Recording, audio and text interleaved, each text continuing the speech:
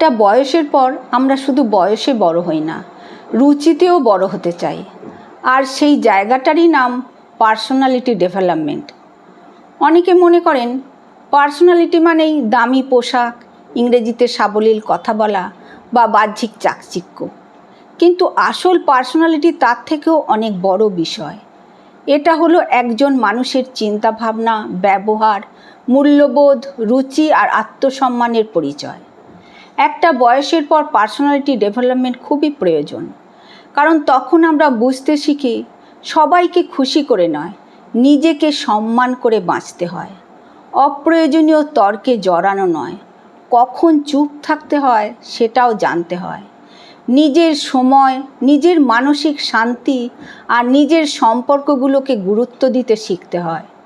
পার্সোনালিটির উদাহরণগুলো আমার ব্যক্তিগতভাবে যেগুলোকে মনে হয় সেগুলো একটু আপনাদের সাথে ভাগ করি।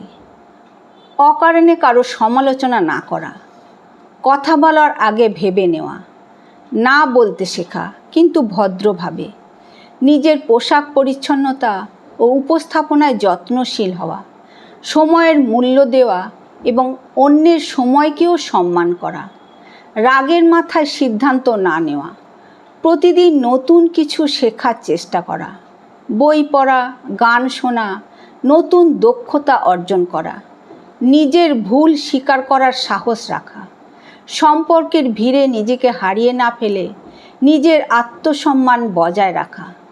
মনে রাখবেন, পার্সোনালিটি রাতারাতি তৈরি হয় না।